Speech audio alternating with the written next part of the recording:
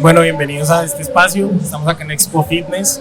Para el día de hoy nos gustaría hablar sobre la nueva era del fitness y el culturismo. ¿Qué opinan ustedes de eso y de lo que está pasando en Colombia con estas dos disciplinas? Okay. Bueno, es un tema bastante importante, ya que estoy viendo para esta época, en la nueva generación, estoy viendo que hay una unión. Veo mucho el fitness muy empapado al culturismo, como el culturismo hacia el fitness. Encontramos muchos atletas que cuando salen un poquito del tema de competencia se dedican mucho al fitness y viceversa. El fitness le pega mucho también el culturismo y creo que a futuro puede haber una gran alianza. Yo creo que antes de seguir con la conversación, profe, ¿qué sería el culturismo para esas personas que no saben de qué estamos hablando en este momento? Bueno, esa también es otra pregunta bastante importante porque todavía encontramos gente confundida, ¿ok? El que es culturista nace para ser culturista. Hay culturistas aficionados, algo muy diferente, el que compite 1, 2 y se retira. Pero hay atletas que son culturistas, que saben que son competitivos, que saben que tienen que hacer una formación.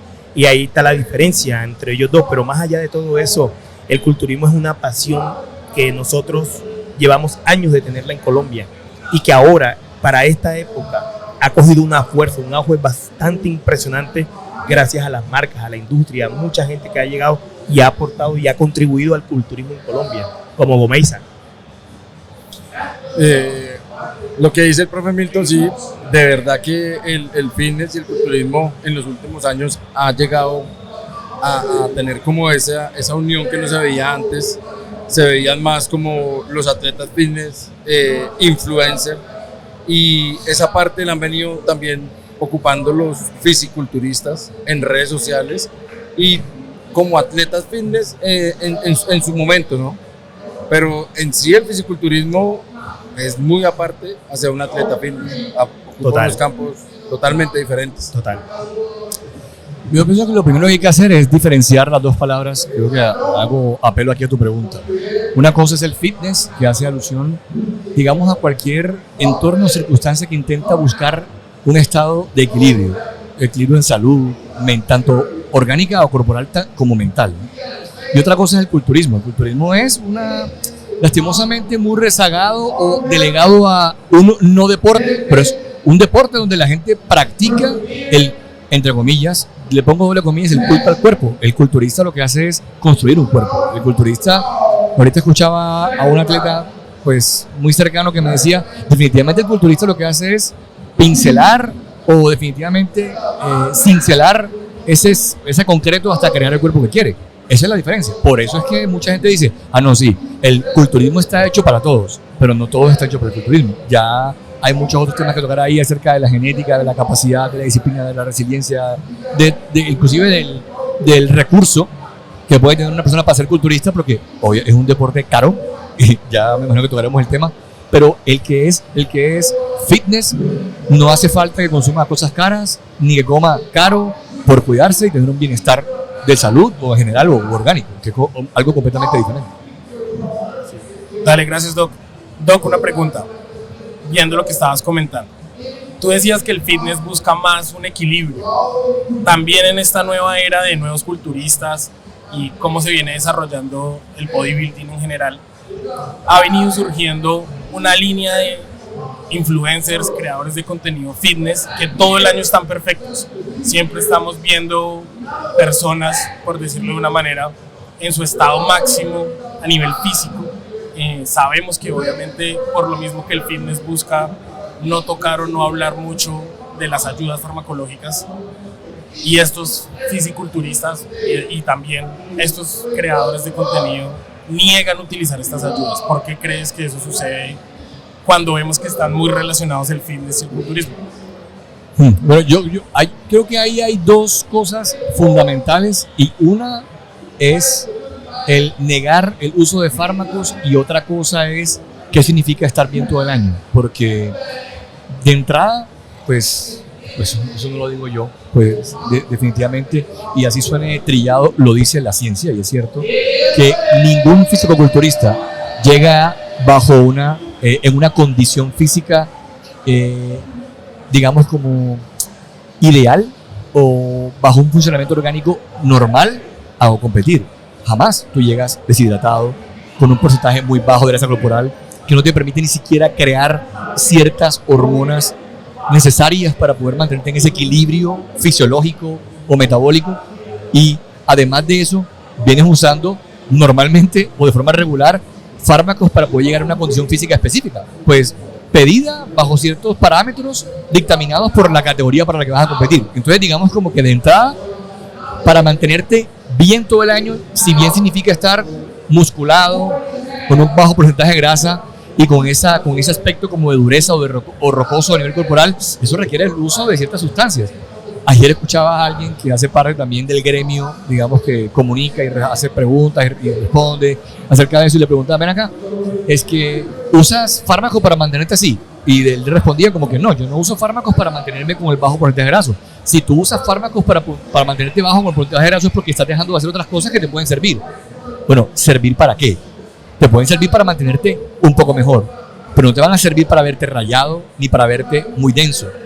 Ahí hay una base muscular que tú puedes o construir, si bien es cierto con entrenamiento, pero te vas a tardar una cantidad de tiempo dramática, que puede ir de 4 hasta 10 años para hacer eso, o puedes usar fármacos y tardarte menos, construir un cuerpo y después bajar el porcentaje de grasa y verte de una manera diferente.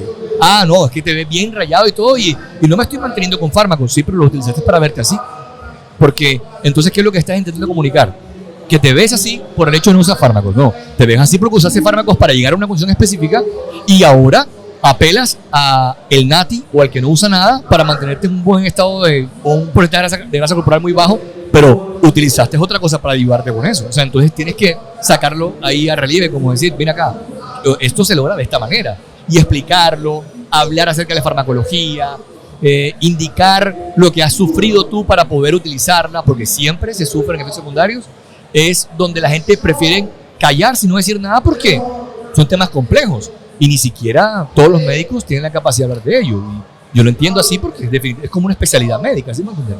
No todo médico sabe de pediatría, no todo médico sabe de cirugía, no todo médico sabe de ginecología, pero además de eso hay principios fundamentales fisiológicos, metabólicos, biológicos, histológicos, anatómicos que hay que, digamos, como que colindar para poder sacar una conclusión específica de lo que es la farmacología en un atleta que se prepara, come y vive con eso, a una persona que no compite ni nada de eso y usa fármacos, ¿sí? Que me parece como diferente. ¿Qué opinas tú, profe Milton, de esto? Bueno, lo que ha dicho el doctor es cierto. Hay una diferencia bastante alta. Yo como preparador veo casos todo el tiempo. A mí me ha tocado, voy a hacer un paréntesis, a mí me ha tocado dividir lo que es el fitness atlético al bodybuilding. ¿Por qué? Porque veo casos todavía que vienen pacientes que son fitness y quieren hacerse ciclos, usar ayudas, ¿no? Y yo le digo, pues no es necesario, o sea, no llegues a esos extremos porque realmente tú lo puedes hacer de forma natural. Hay muchos tipos de ayudas que se pueden usar para poder hacer una oxidación de grasa, mantener una masa muscular. Hoy en día hay otro tipo de ayudas que son un poquito menos agresivas, más suaves, cosa que también pueden llegar al bolsillo de cada uno de ellos. Pero cuando hablamos de un culturista, el culturista sabe a lo que va. Estamos hablando de un 80%, ¿ok? Sí, habemos culturistas, hay culturistas que aún les falta conocimiento, pedagogía en la información. Para eso estamos, para eso hay gente especializada, encargada del tema bioquímico y todo lo demás con lo que corresponde en la parte endocrina. Pero más allá de todo eso, hay que tener en cuenta que cuando un bodybuilder arranca una preparación, él sabe a lo que va. Y si hablamos de un profesional, él sabe a lo que va. ¿Ok? El tema me preocupa más es el tema fitness, porque he visto muchos fitness atrevidos que están todo el tiempo secos, rayados, se mantienen en una condición con unos pliegues de grasa muy bajitos, la piel de la capa superficial bastante fina, y uno sabe la vascularidad que tiene y uno sabe que está usando ayuda. Y están todo el año así, porque viven del fitness. A la larga, eso es perjudicial. Vamos a tener en cuenta que eso tarde o temprano tiene que pasar una pequeña fractura. ¿Hay un control? Sí, me imagino que será un control, pero él sabe lo que hace también. Entonces, para poder dividir esto entre lo que es el fitness y el culturismo en un tema con ayudas, hay un campo bastante abierto y se necesita mucha información, pedagogía, para que se aprenda un poco más del tema. Yo lo vivo diario. Atletas, fitness y bueno, seguir. Quería llegar a esta conversación y ahorita ya Joan, tú también nos vas a hablar un poco, porque también te mueves en redes sociales, vienes también de la industria del fitness. Quería llegar a este punto principalmente por algo que comentó acá el profe Milton, y es, estos atletas, al tener ese gran alcance, llegan a muchas personas, principalmente a jóvenes que se quieren ver igual a ellos todo el año, ¿sí? ¿Qué opinas tú de esto? ¿Cómo crees que está el fitness involucrándose con los temas de la farmacología deportiva? Realmente aquí hay algo que tenemos que tener muy en cuenta, y es que las ayudas farmacológicas, si mejoran el rendimiento deportivo, pueden ser un camino para crear ese cuerpo soñado, pero no hacen milagros, no hacen milagros. Si no tienen un plan de alimentación estructurado, una rutina de entrenamiento, no van a encontrar los resultados por más fármacos que usen. ¿Cuál es la diferencia que hay en las redes sociales con los atletas fitness? Que muchos de ellos están usando estas ayudas farmacológicas, pero a su público no se lo están comunicando, ¿sí? ¿Cuál es la diferencia entre un atleta profesional o un atleta de fisiculturismo? Que los diferencia a un atleta fitness: la disciplina y la determinación, la constancia que hay. Que muchos atletas fitness creen que solo usando ayudas farmacológicas van a alcanzar ese cuerpo, y no es así. Exacto. Doc, ¿qué opinas de ese tema desde el área médica? Mira, hay una cosa que yo siempre he respetado, así la gente piensa lo contrario, y es, por ejemplo, la labor que hace el profe Milton como preparador. Mira, había antes, cuando yo estaba estudiando medicina general, cuando no era especialista todavía, yo tenía un profesor que le decían que era el tipo que tenía la mayor capacidad de solo ver el paciente sin examinarlo y tener la mitad del diagnóstico ya hecho, ¿sí? Y llegaba a la cama del paciente. Yo tenía un profe que era hematólogo, internista hematólogo, y llegaba a la cama y decía: yo ya sé que tiene este paciente, y quien me diga 3 signos de que este paciente tiene en su piel, en su cara, o en su cabello, o en sus uñas, donde sea, le pongo un 5 y no vuelve más a rotación, y ya se la gana. Mira, ninguno de los que estábamos ahí podíamos identificar todo, ¿sí me entiendes? Porque había varias cosas.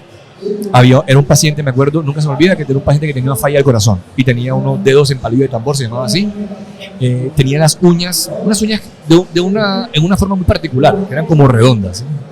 Para no estar aquí términos médicos y nada de esas cosas. Pero digamos como que tú ya sabías que el paciente tenía falla cardíaca o tenía un problema pulmonar específico desde que había fumado y se había cambiado la estructura de su pulmón, o que su corazón ya estaba jodido, como que dicen vulgarmente. Eso que hace el profe Milton tiene parte de eso.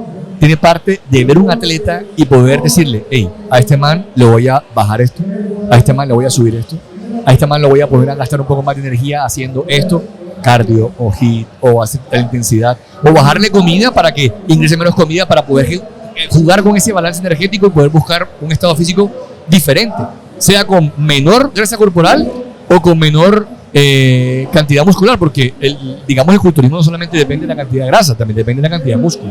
Y mucha gente llega a nosotros a decir: mira, tienes que catabolizar porque está muy grande para esa categoría, tienes que bajar la grasa, tienes que bajar la pierna porque esa pierna está muy grande para hacer bikini, o tienes que subir la pierna porque esa pierna es muy pequeña para hacer bikini. O sea, eso se logra ¿con qué? Con alimentación y entrenamiento. O sea, tú no haces eso solo, ¿sí?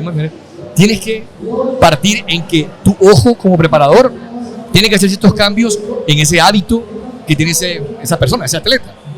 Y el ojo no lo tiene todo el mundo.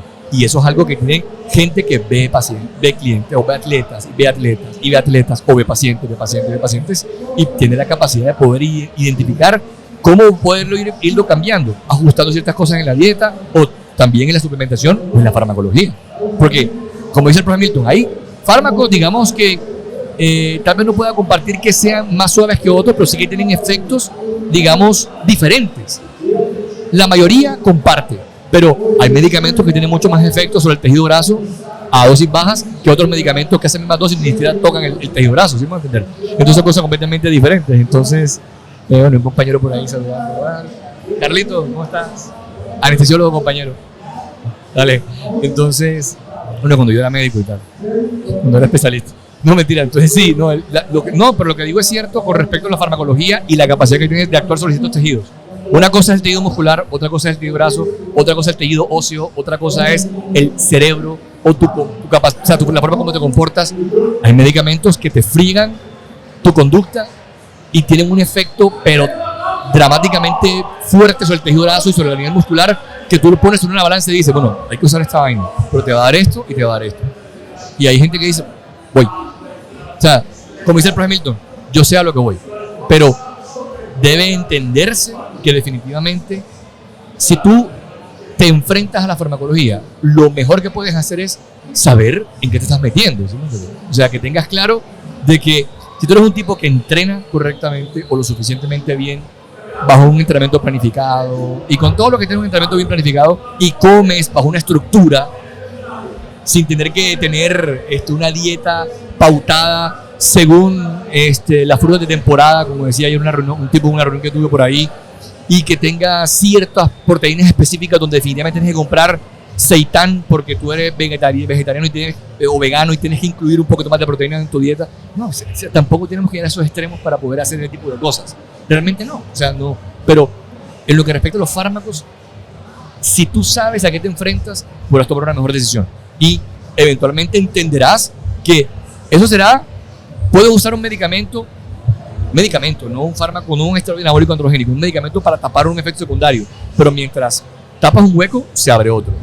Tapas otro hueco, se abre otro.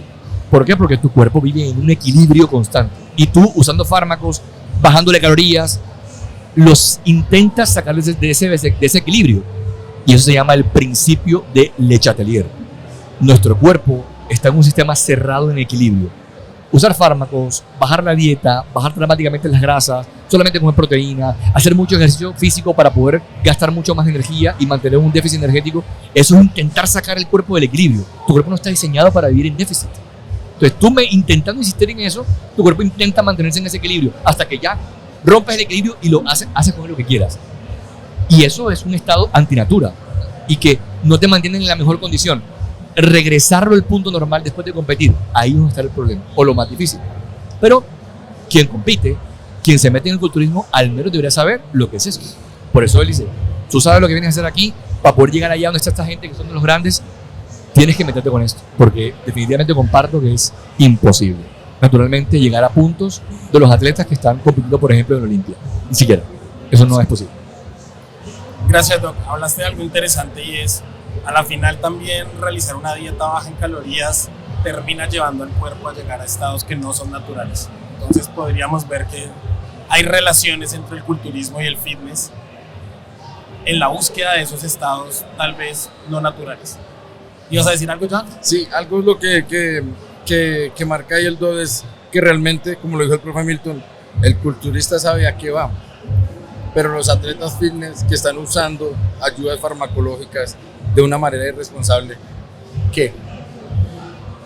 El culturista ya sabe que va a competir y sabe a qué está sometiendo, y el que los está usando por usarlos mal usados, ¿qué pasa?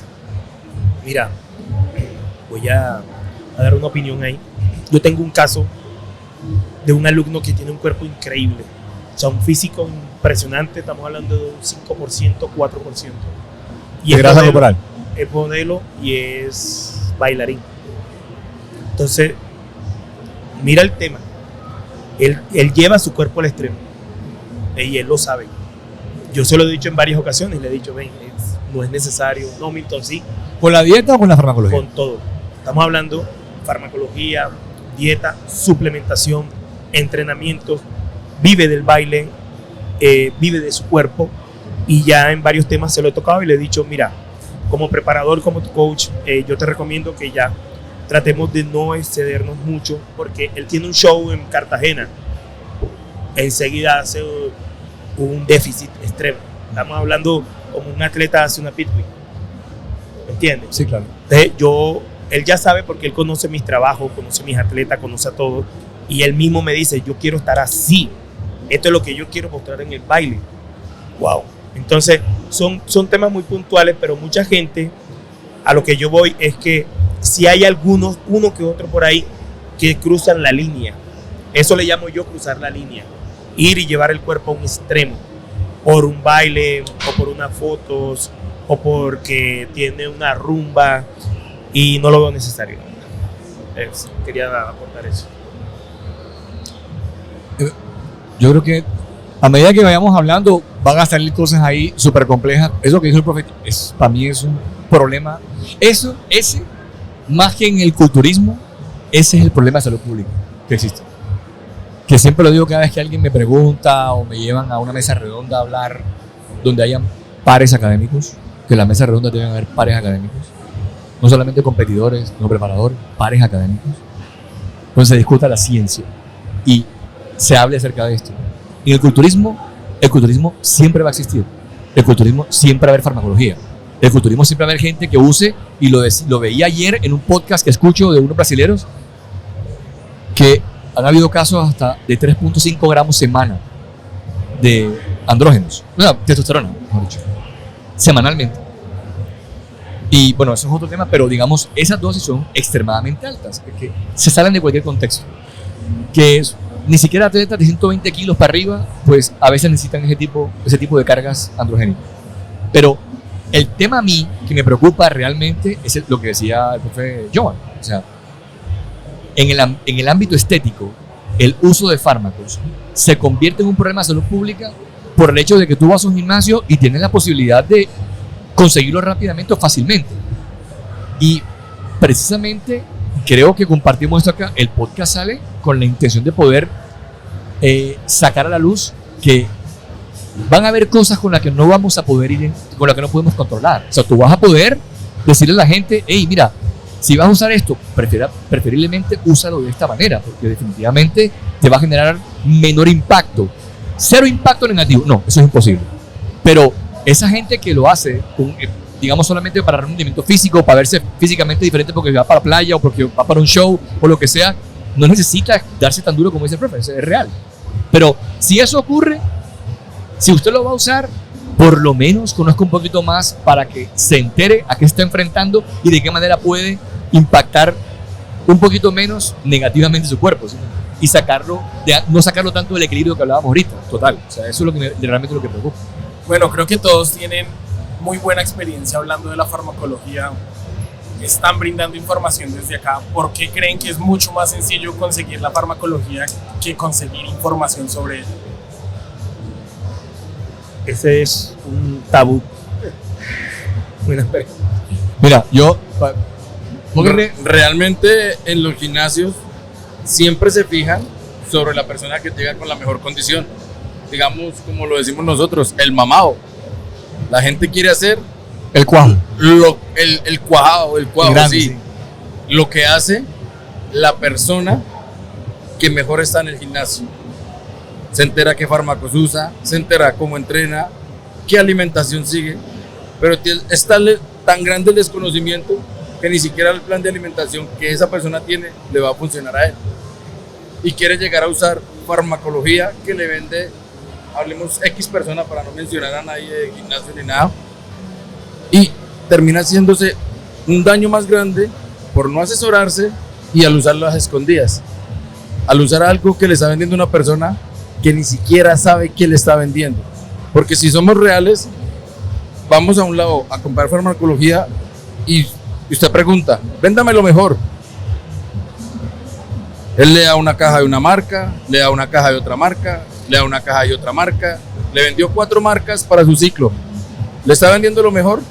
No, le está vendiendo lo que él tiene para su ciclo. No le está vendiendo lo mejor.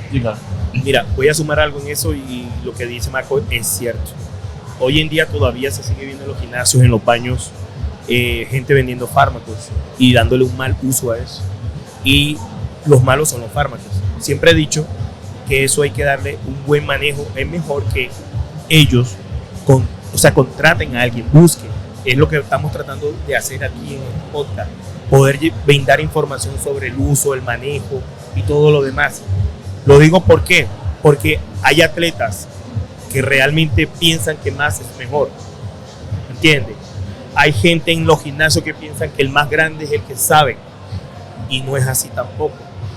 Vamos a encontrar un mercado, un nicho, donde no sabemos si realmente vamos a encontrar el buen fármaco.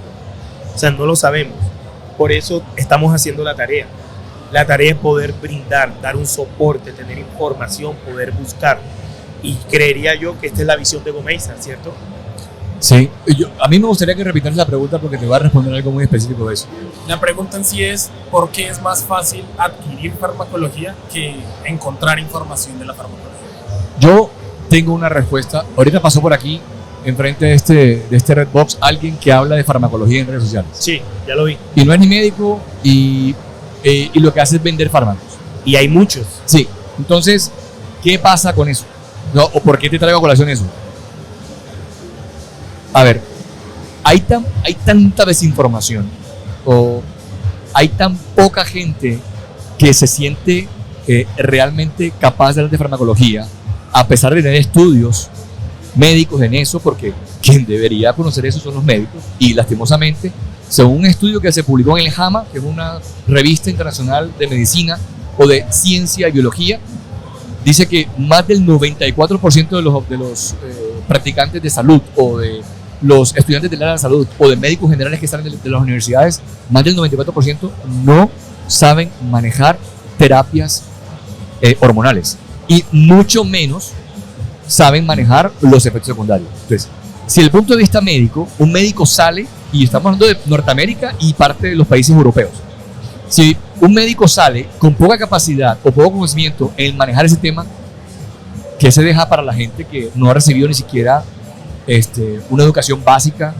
en biología, fisiología, digamos, anatomía, etc.? Va a ser mucho más complejo. Entonces, este negocio de la farmacología es extremadamente rentable. Deja mucho dinero. Entonces, mucha gente se da cuenta que va a ser mucho más fácil encontrar un fármaco que antes, tal vez, porque ahora pululan las cantidades de marcas de fármacos en este país, por ejemplo, o desde Centro a Sudamérica. En Estados Unidos, por ejemplo, te puedo hablar que hay más de 100 marcas de esteroides anabólicos androgénicos. Aquí tal vez todavía no llegamos a ese número, pero estamos tal vez cerca de las 30 marcas o 35 marcas. Entonces, la mayoría compra una materia prima en países como la India, por ejemplo, donde las condiciones mínimas que se requieren para poder producir fármacos son lastimosamente precarias, así como cuando vemos videos así de la gente como prepara la comida en la calle. Literalmente son gente preparando mezclas y todo, descalzos, sin guantes, sin la vestimenta adecuada, en sitios abiertos, con el palo de mango ahí en el patio y la máquina abajo trabajando, sin exagerarte así. O máquinas que no han sido esterilizadas para el uso para poder mezclar medicamentos. Entonces, digamos que te sale extremadamente barato producir un fármaco y traerlo aquí a este país o a cualquier país sudamericano. Realmente no sube mucho el precio, pero quien lo comercializa sabe de que ese producto puede dejar un 300 o un 700% de rentabilidad una vez lo compra llegado a aquel país. Como pasa eso, juega mucho con el precio y la capacidad de adquirirlo es mucho más fácil. Y está bien, o sea, digamos que eso es lo que realmente facilita la adquisición del fármaco. Pero ¿qué dificulta el encontrar información acerca del fármaco? La preparación académica de quien debe transmitir esa información. Y como te decía ahorita, y te recordaba que aquí pasó alguien por aquí hablando de eso, esa persona que pasó ahorita por aquí, tiene una página en Instagram hablando de fármacos donde repite algo que dice uno de mis profes, que tiene una página o una academia en internet. Que tú la conoces, Steven, es Carlos Mejías. Entonces, lo que hace es leer lo que dice Carlos, o se lo prende en memoria y empieza a repetirlo. Y te puedo asegurar que no entiende más del 50% de eso que dice. No lo entiende, porque si tú vas a hablar del receptor androgénico y que todos los fármacos actúan sobre el receptor androgénico, donde yo te pregunte de qué está compuesto un receptor, te puedo apostar que más del 90% de las personas no van a saberme responder de qué se compone un receptor. Un receptor es como una llave de una puerta a la que puede acceder solamente una llave. Esa llave, esa puerta está hecha de proteínas y que habitualmente quien interactúa con esa llave pueden ser desde hormonas, sustancias, electrolitos, etcétera, etcétera, muchas otras cosas. Entonces, el desconocer realmente cómo funciona, por qué está compuesto de un receptor, una pared celular, un núcleo, dónde va, por qué va, qué comunicación interna se da una vez interactúa ese fármaco con ese receptor, ¿cómo va a poder explicarte qué sucede después paso por paso? Muchas veces la gente pretende explicar el aumento de la quema energética o la quema de grasa y verte mucho más rayado bajo un proceso. lipólisis o beta-oxidación de grasa, llegan hasta ahí. Pero cuando tú realmente le vas a explicar a alguien todas las rutas metabólicas que tienen que interactuar para con eso, ven el cuadro de más de 450 reacciones y no logran identificar de dónde está el paso específico del cual están hablando. Y tú, para poder entender eso, debes comprender exactamente todo ese cuadro, porque eso es parte del equilibrio que hablábamos. Tú estás intentando sacar del equilibrio del cuerpo y así, una vez saques una pieza, se te desarma el rompecabezas. Volverlo a armar es intentar acomodar los efectos secundarios usando otras cosas. Que usaste fármacos, entonces se te subió el colesterol. Sí, toma levadura arroz rojo que te va a ayudar a eso. Pues sirve para algo, pero no para todo. No va a mejorarte la enzima que se altera en el hígado, que transporta los ácidos grasos y que por esa manera están mucho más libres en sangre, haciendo sus estragos. E inflamando mucho más los vasos sanguíneos, pegándose mucho más los vasos sanguíneos, causando mucho más aterosclerosis, etcétera, etcétera, por no hablar de muchas otras cosas. Eso es complejo. Eso, entenderlo, no es tan sencillo. Ya la gente del común sabe que para usar medicamentos o esteroides anabólicos androgénicos hay que controlarlo con medicamentos para la presión, porque suben la presión. Sí, se aprenden el nombre del medicamento para la presión, lo toman y ya me controla la presión. Y lo otro que se altera, el sodio, el agua, el perfil lipídico que te hablaba ahorita, el riñón que se puede inflamar, el hígado. La gente cree en este momento que solamente tomando medicamentos orales es como el hígado empieza a trastornarse. Es claro, ahora que hay mucho más estudios del uso de muchos otros medicamentos intramusculares, que el hígado también se puede alterar con el uso de medicamentos intramusculares, no solamente orales, que pasan por el sistema porta hepático o por la vía hepática, no solamente, también los intramusculares. La gente desconoce eso. Entonces, cuando llega alguien que te va a pedir un consejo médico o te va a pedir un consejo al profe y te dice, mira, usa esto, usa esta cosa mejor, baja la dosis, no tienes que usar tanta vaina, más bien esfuérzate un poquito más en cumplir con tu plan de alimentación, en cumplir con tu ejercicio cardiovascular, en cumplir con tu entrenamiento. No sabes lo que es realmente una serie del fallo, no sabes lo que es un volumen efectivo de trabajo, no sabes lo que es una serie efectiva y estás pidiendo meterte una dosis más alta de testosterona cuando ni siquiera sabes lo que es eso.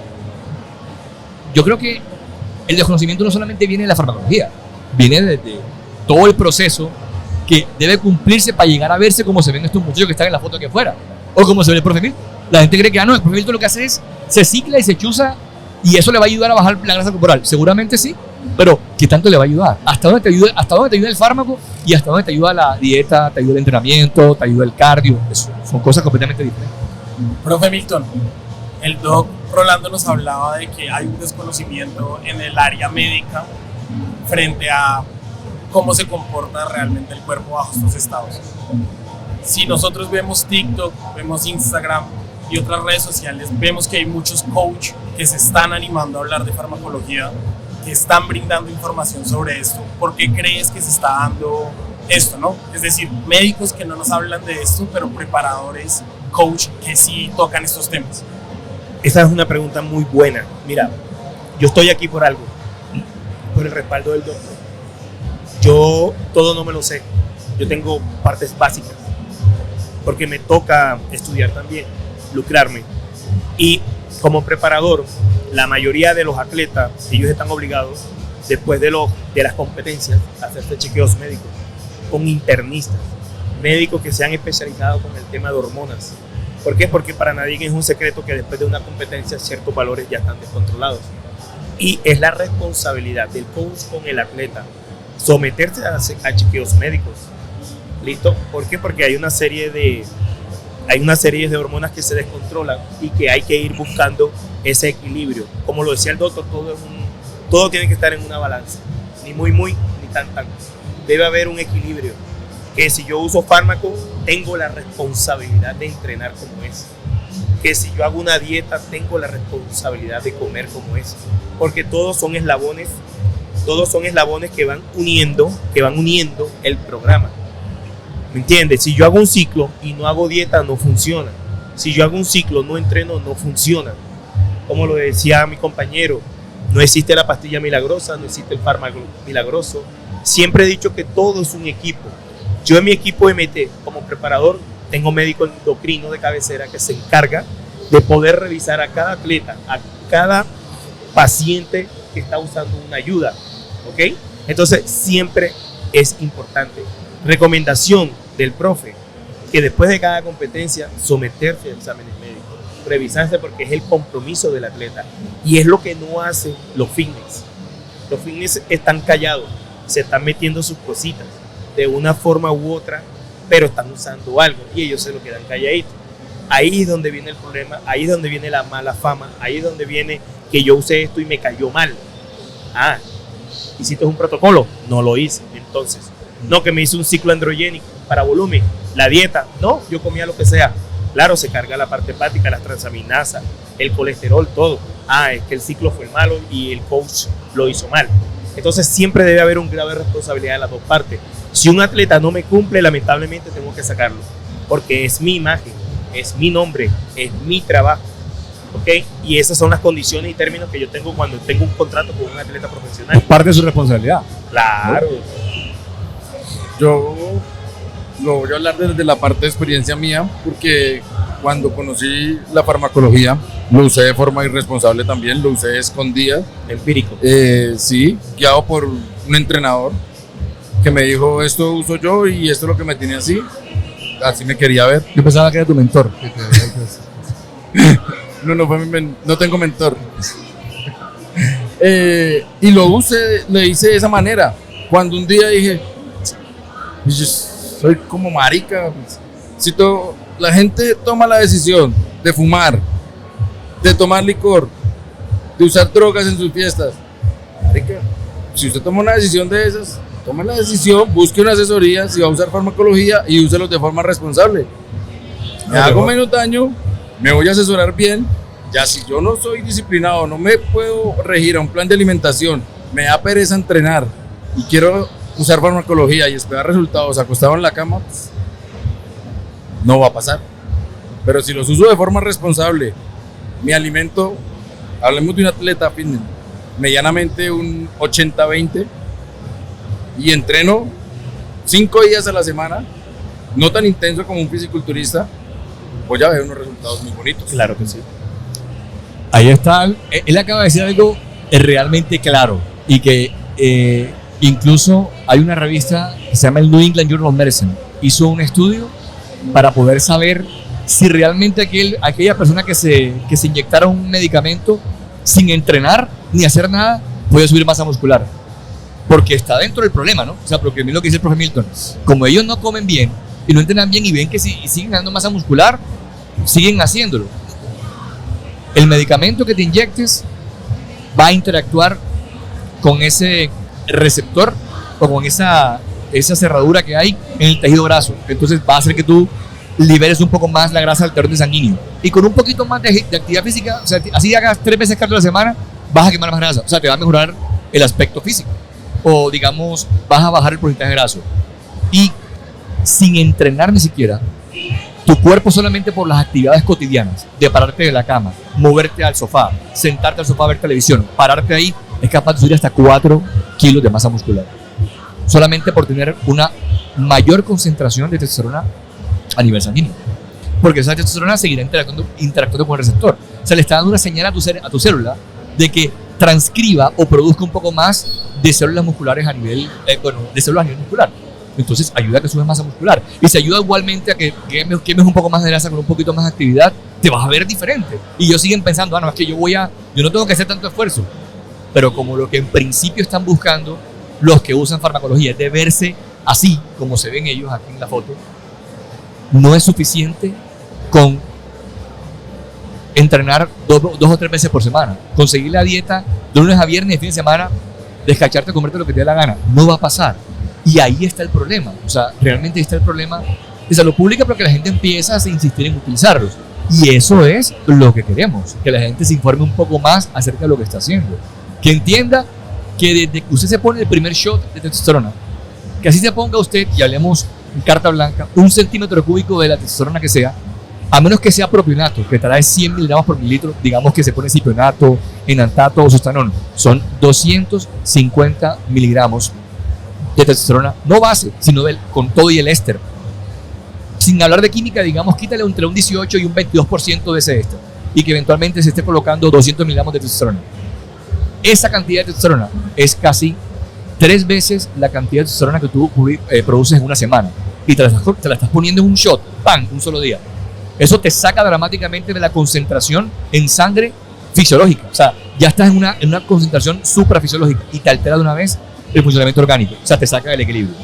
Para eso tienes que usar otras cosas para poder controlar ese efecto, que va a hacer que tu cuerpo, porque tu cuerpo de una vez arranca a intentar eliminar esa testosterona, convirtiéndola a estrógenos, reduciendo la dihidrotestosterona, uniéndola a un transportador para poderla eliminar mucho más rápido, o dejándola libre para que actúe frente en el músculo, en el hueso o el tejido que sea.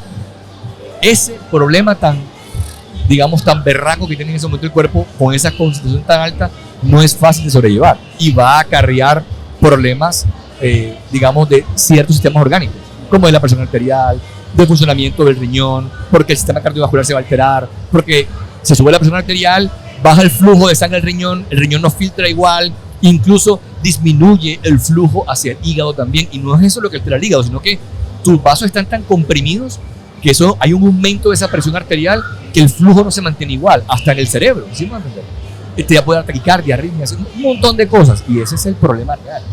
Doc, en este espacio de Redbox vamos a estar hablando sobre estos temas. Creo que de manera general se tocaron algunos puntos importantes en el fitness, en el culturismo.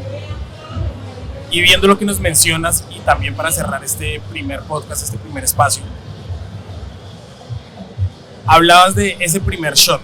Creo que en el culturista que apenas va a empezar, en esa persona que está interesada en el fitness y verse bien, existe el mito del primer ciclo. Un ciclo y paro, un ciclo y no lo vuelvo a hacer. ¿Qué opinan ustedes de esto para ya ir cerrando y para unir a la final estas dos disciplinas que estábamos diciendo que son totalmente diferentes, totalmente aparte, pero que a la final tienen muchas cosas en común, tienen muchas cosas que las unen, y creería yo que esa primera intención del primer ciclo está en ambas personas que están empezando? Voy a hablar por mí, porque lo recuerdo como si fuera ayer. Tengo que confesarlo. Cuando hice mi primer ciclo, lo hice con mucha responsabilidad, lo hice acompañado de un gran preparador, lo hice acompañado de un gran protocolo. Yo comencé con 87 kilos y llegué a 118 kilos en unas 28 semanas. Nunca lo voy a olvidar, y eso es algo que yo me di la tarea de investigar. Como los receptores son vírgenes, en el momento que tú usas el primer shock, como dice el doctor, eso se duplica. Son unas dosis que no son normales en el cuerpo, y eso activa la síntesis proteica, y eso lo que hace es que tú todo lo que recibas lo vas a recibir al doble, al triple, ¿me entiendes? Y sumándole una buena genética. Yo me voy a notar porque sé que tengo una buena genética y mi cuerpo respondía muy bien a ese primer ciclo. Fue el que me llevó a estar donde estoy con mis primeros 120 kilos, que cuando comencé mi segundo ciclo, mi primer ciclo fue un ciclo de 16 semanas, de forma responsable, usándolo puntual, con las comidas, con todo, protectores, soportes, controles médicos, todo, porque sabía que estaba incursionando en el mundo del culturismo de forma profesional. El consejo que doy yo para terminar acá es que cuando se hagan ese primer ciclo estén muy bien supervisados, porque para Milton es el mejor ciclo, el mejor. Caso contrario, lo mío, que hice el primer ciclo, digo yo, siempre he dicho, hay un primer ciclo, pero no hay un último ciclo. No hay un último ciclo. Lo hice de una manera irresponsable, pero me quedó gustando, ¿sí? Aumento de la fuerza, aumento de la masa, considerar la masa muscular, y eso me llevó a tomar una decisión a mí, de decir, marica, si yo vi resultados haciéndolo de una forma irresponsable, alimentándome mal, sin entrenar y muchas veces consumiendo alcohol, si yo me asesoro de alguien y lo hago de una forma responsable y me estructura una dieta y me enseña cómo más o menos puedo entrenar, puedo hacer algo. Claro, así es. Y mi primer ciclo bueno, estructurado, lo hice con el doctor Fiorillo. Enzo Fiorillo. Marica, fue algo bueno y violento, que de ahí que realmente me enamoré de este estilo de vida. En el próximo espacio de este podcast vamos a estar hablando del primer ciclo, cómo llegar a él, tal vez desarrollamos mucho más la conversación. Gracias por este espacio, por hablar, por contarnos un poco de lo que piensan del fisiculturismo, de lo que piensan del fitness, y los invito a que sigamos hablando de estos temas para que cada vez más personas como yo, que no tenemos nada de información de esto, podamos interesarnos o podamos tomar la decisión de no exponernos a las sustancias con información. Muchas gracias, ¿no? Muchas gracias.